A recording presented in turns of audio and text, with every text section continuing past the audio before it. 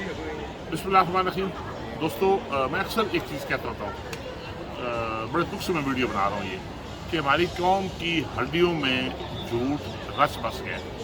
अभी एक दोस्त ने वीडियो मुझे भेजी और उसका हवाला मुझे भेजा कि जी कोई प्रेस कॉन्फ्रेंस है, कुछ लोग मिलकर बैठे हुए यूनान के, पाकिस्तानी कम्युनिटी के, और वो जो यूनान का इश्ती हादसा हुआ है उस हवाले से वो बात कर रहे हैं कि जी उसमें कोई 150 के लगभग बंदे बच गए हैं और वो यूनान के मुख्तलिफ अस्पतालों में। सबसे पहली खबर तो ये है कि ये अगर ऐसा कोई मामला होता तो जो ज़िम्मेदार टेलीविज़न चैनल है वो उस खबर को ज़रूर शेयर करते और गवर्नमेंट ऑफ यूनान ज़रूर शेयर करती। उसके अलावा जो सबसे मोतबर ज़रिया है वहाँ की सहाफ़त है, वहाँ के सहाफ़ी है, और उसमें से भी मेरे बड़े प्यारे दोस्त और मेरा छोटे भाई जैसा अजीज़ ज़फ़र इकबाल शाही, उन्होंने भी खबर दी है अपने हवाले से कि ये सारा बकवास है और ये एजेंट माफिया की तरफ से ये झूठ कराया जा रहा है। फिर मैंने अपने तौर पे पाकिस्तान काउंसलेट के ज़िम्मेदारों से जहाँ तक मेरी अप्रोच थी वहाँ तक रब्ता किया, उनके पास भी इस तरह की कोई खबर नहीं है।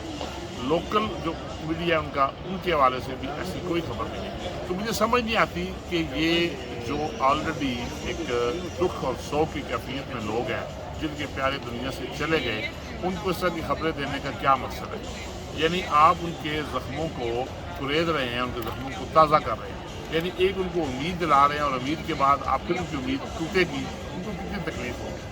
खुदा का खौफ करें। आपने एक तो पैसे खा लिए, लेकिन ज़ाहिर है उनका क्या कसूर है। ये बदमाश माफिया, ये ऐसी माफिया है जिनको कोई लगाम डालने वाला नहीं है। हमारी हुकूमत की ये प्रायोरिटी है ही कोई नहीं, उनको इस सिस्टम में कोई परवाह नहीं है।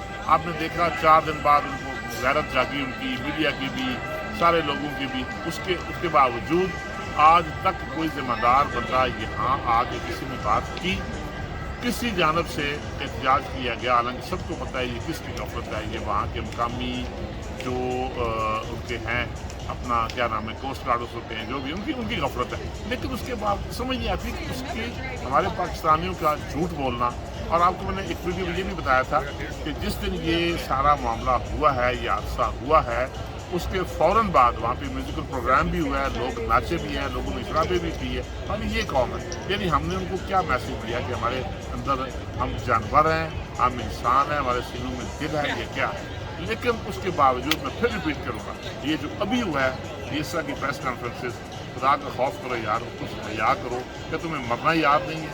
क्या तुम्हारी अपनी औलादें नहीं हैं? अगर तुम्हारी औलाद के साथ किसी खुदा ना करे, तो फिर भी बताया कि तुम्हारे साथ ऐसा मामला ना हो। लेकिन अगर किसी के साथ हो फिर तुम्हें पता चलेगा कि माँ बाप का दुख क्या, माँ बाप का दुख किस तरह होता है। जवान औलाद का लाशा उठाना कितना तकलीफ देह है।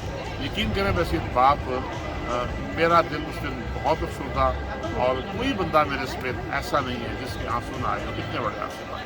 मैं फिर अपील करूँगा खुदा के लिए, इन ऐसे झूठ का सहारा मत लें, ऐसे झूठी उम्मीदें लोगों को मत दिलाएं, और जो ग्रीस में पाकिस्तानी कम्युनिटी है इन बदबख्तों का गिरबान पकड़ें और उनका मुंह बंद करें। अल्लाह आपको आसानियाँ दीजिए। सानिया तस्लीम करने के शर्त से। अस्सलाम वालेकुम।